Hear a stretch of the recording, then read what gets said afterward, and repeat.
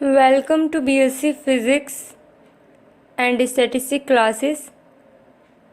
जैसे कि हमारा एनालिसिस आपकी बुक चल रही थी, सेक्शन ए हम जिसमें करा रहे थे real analysis BSc final year के लिए। फर्स्ट पेपर है आपका और आज हम स्टार्ट करने जा रहे हैं अपना चैप्टर 2 सीक्वेंस। ओके, तो फर्स्ट चैप्टर हमारा ख़त्म हो चुका है, उससे रिलेटेड हमने मल्टीपल चॉइस क्वेश्चन भी कर लिए हैं। बाकी न्यूमेरिकल मेथड्स की तरह जब आपकी बुक कंप्लीट हो जाएगी तो लास्ट में काफ़ी सारे क्वेश्चन हर चैप्टर से रिलेटेड और भी हम एक्स्ट्रा करेंगे, ठीक है, न्यूमेरिकल मेथड की तरह। नाउ स्टार्ट कर। हर बार की तरह हम पहले जो है स्टार्ट करते हैं शॉर्ट डिस्कशन से। देखो, सीक्वेंस आपका चैप्टर, सीक्वेंस से मतलब आपको क्या है कि कोई भी चीज़ सीक्वेंस में, अगर मान लो सपोज आपको ये है 1 2 3 4, तो इसमें क्या क्या है, 1 1 का डिफरेंस होता जा रहा है, तो सीक्वेंस में है। मान लो 2 4 6 8 इस तरीके से इवन नंबर का सीक्वेंस है, तो 2 का डिफरेंस है, यहाँ पे भी 2 का, यहाँ पे भी 2 का, इनकी प्लस बोल दो या फिर माइनस बोल दो।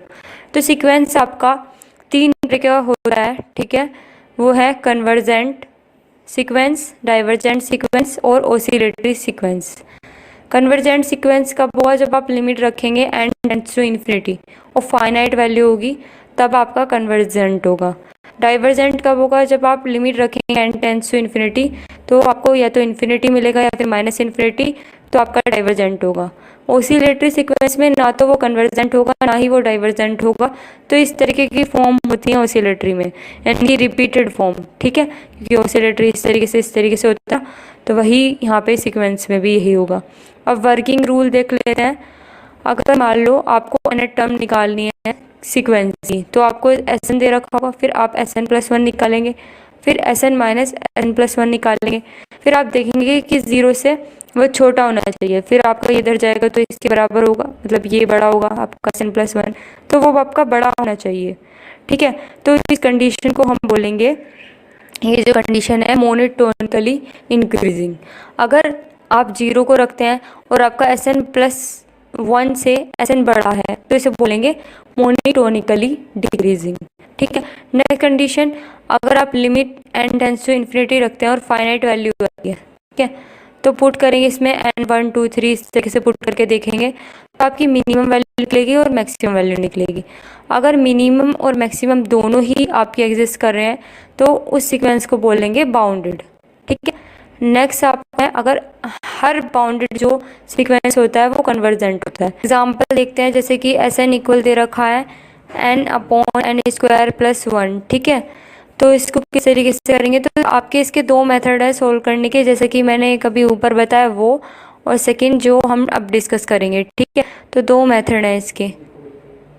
मेथड फर्स्ट से आप डायरेक्ट इसमें n टेंड्स टू लिमिट रख दें, यानी कि इन्फिनिटी, तो जब आप इसमें से, मैं यहाँ पे n कॉमन ले लूँ, तो 1 अपॉन n बाहर आ जाएगा, तो यहाँ पे n 1 अपॉन इन्फिनिटी क्या होता है, 0 होता है, ठीक है। तो आपका 1 अपॉन इन्फिनिटी भी लास्ट में 0 आ जाएगा, क्योंकि ये 0 यानी कि 1 प्लस 0, और ये बचेगा 1 अपॉन n यानी कि 1 अपॉन इन्फिनिटी यानी कि 0, तो 0 होगा तो कन्वर्जेंट फाइनाइट वैल्यू है क्योंकि, ठीक है।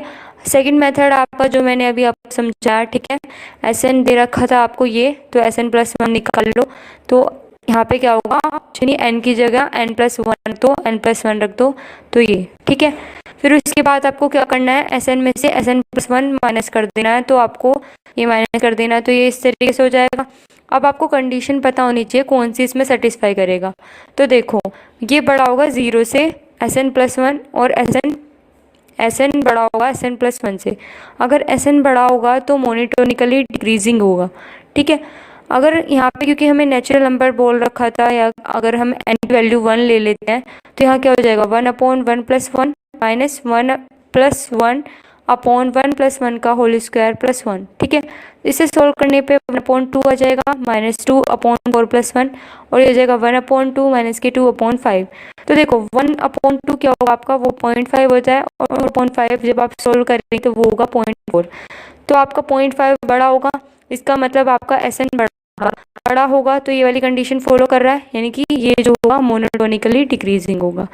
अगले स्टेप क्या है, फिर n टेंस टू इन्फिनिटी रखेंगे तो 0 आ जाएगा। जब हम n टेंस टू इन्फिनिटी रखेंगे तो ये आपका जो आएगा वो आएगा मिनिमम, ठीक है, यानी कि वो बाद में आपका डिसाइड हो जाएगा। जैसे कि आपको ये कंडीशन दे रखी थी n/n² + 1, तो अगर आप n1 रखते हैं तो 1/1 + 1 यानी कि 1/2 हो जाएगा। तो 1/2 आपका क्या हो गया, ये हो गया आपका मैक्सिमम, और 0 क्या हो गया, मिनिमम, जो आपकी लिमिट से निकला है। ठीक है, और 1 + 1/n दे रखा है और n पावर है, तो वो इक्वल होगा e के, और यहाँ पे 2 है तो इक्वल होगा e⁻² के।